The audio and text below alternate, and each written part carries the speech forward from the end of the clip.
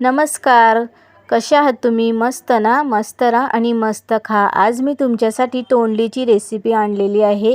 तीही साध्या आणि सोप्या पद्धतीने ही रेसिपी मी ट्राय केलेली आहे. चला मग आपण व्हिडिओला सुरुवात करूया. सगळ्यात प्रथम मी अर्धा किलो अशी तोंडली घेतलेली आहे आणि त्याला छान असं स्वच्छ पाण्याने धुवून घ्यायची आहे. तुम्ही बघू शकता 2 ते 3 पाण्याने मी छानपैकी याला धुवून घेतलेले आहे. सगळ्यात प्रथम आता आपल्याला इथं कढई ठेवायची आहे. कढईमध्ये मी थोडंसं तेल घालते. आपल्याला तोंडली ही छानपैकी असं फ्राय करून घ्यायचं आहे.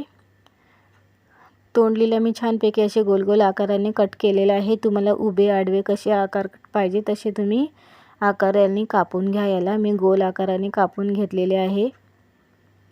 आता हे पूर्ण तोंडली यात घालून आपल्याला फ्राय करून घ्यायचं आहे. तुम्हाला इथं मीठ घालायचं असेल तर तुम्ही मीठ देखील घालू शकता, पण नंतर माझ्याकडून मीठ हे जरा जास्त होतं म्हणून मी यात थोडंसंच मीठ घातलेलं आहे.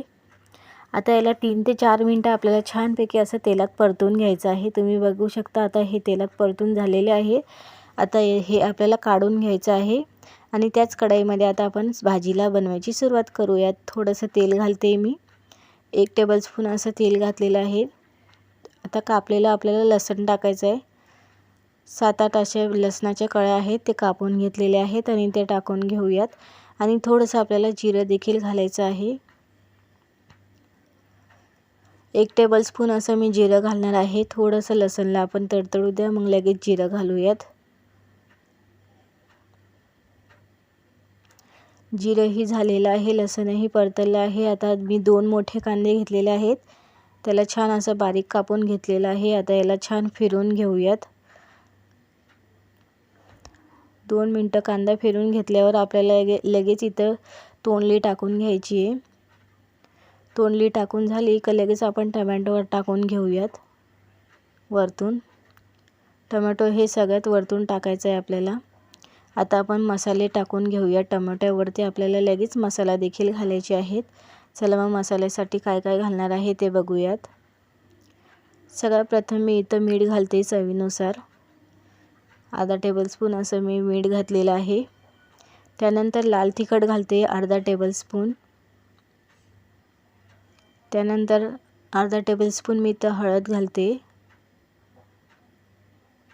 1 टेबलस्पून इथं धनिया पावडर घालते. इत्यादी मसाले मी इथं घातलेले आहेत. आता फ्रेश अशी कोथिंबीर घेतलेली आहे, त्याला बारीक कापून घेतलेलं आहे. ती असं वरतून टाकून घ्यायची आपल्याला. आता हे भाजीला आपल्याला झाकण ठेवून बरोबर 5 ते 7 मिनटं छानपैकी याला शिजून घ्यायचं आहे. आणि मध्ये मध्ये झाकण काढून आपल्याला ही भाजी देखील हलवून घ्यायची आहे. आता मी 2 ते 3 मिनटानंतर ही भाजी हलवून घेते. भाजी हलवून घेतली ना तर ती पूर्ण असं मिक्स होते आणि एकजीव होते, म्हणून ही 2 ते 3 मिनटाने मी हे खोलून भाजी हलवून घेणार आहे. आणि पुन्हा याचं झाकण ठेवून आपल्याला 5 ते 7 मिनटं छानपैकी याला सॉफ्ट असं शिजून घ्यायचं आहे. छान आता भाजी आपली हलवून झालेली आहे. आता पुन्हा याच्यावर झाकण ठेवून मी याला शिजून घेतलेलं आहे. तर झाकण ठेवते मी आणि छानपैकी याला शिजून घ्यायचं आहे आपल्याला.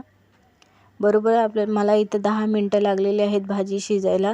आता भाजी ही पूर्ण छानपैकी शिजून झालेली आहे. तुम्ही बघू शकता.